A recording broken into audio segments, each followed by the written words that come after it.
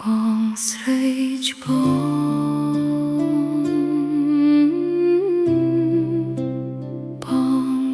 ស្រីច្បង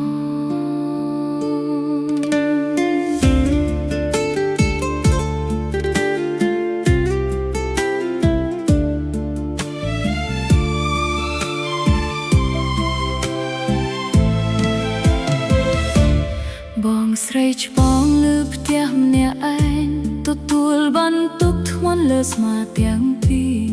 ប្តីទៅឆ្ងាយរកក៏លុយមិនសូវគ្រាន់ទុកឲ្យបងស៊ូជាមួយជីវិតចិញ្ចឹមម្ដាយដែលចាស់ជរាចិញ្ចឹមឪពុកដែលឈឺជាប់ក្រែចិញ្ចឹមអូននិងកូនតូចជត់ហត់ប៉ុណ្ណាក៏មិនហ៊ានសម្រាព្រឹកឡើងទៅធ្វើការល្ងាចមកមើលឪពុក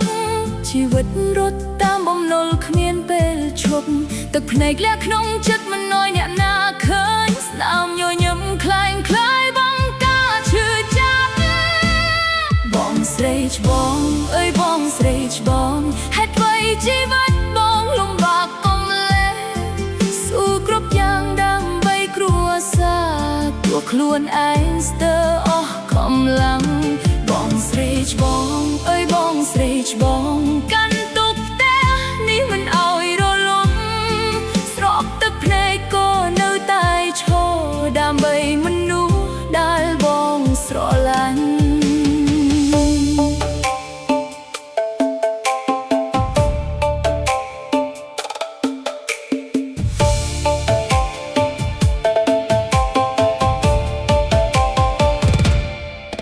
ខំជួពុកបងជួស្ងៀមណែឯងចិត្តដូចត្រូវគេให้ជាបំណៃប្តីក៏នៅឆ្ងាយមិនទាន់មកទាន់ទុកឲ្យបងត្រង់ការឈឺចាប់នេះដែលចាស់ខ្ញុំស្ទើរបាត់ស្មារតីកូនតូចសួររកតាលែងឃើញអូនដូចសំលឹងមកបងទាំងអស់រងចាំកំឡាំងចិត្តពីបងស្រីច្បង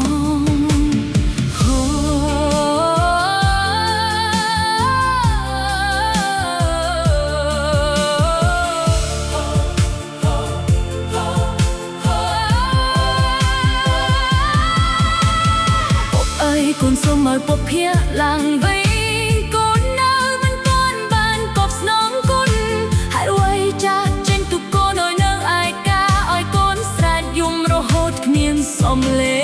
ងអូ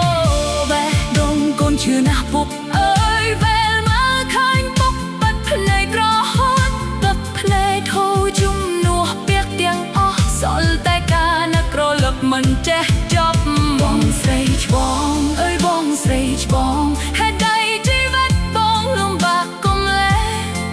ស៊ូគ្រប់យ៉ាងដើម្បីគ្រួសារទូខ្លួនឯងស្ទើរអស់កម្លាំងបងស្រីច្បងអើយបងស្រីច្បងកាន់ទុកផ្ទះនេះមិនអោយរលំទោះឪពុកទៅឆ្ងាយគ្មានថ្ងៃវិលបងនឹងបន្តដំណើរទៅមុខបងស្រីច្បងទោះហត់ប៉ុណ្ណាក៏នៅតែជាសគ្រឹះនៃគ្រួសារ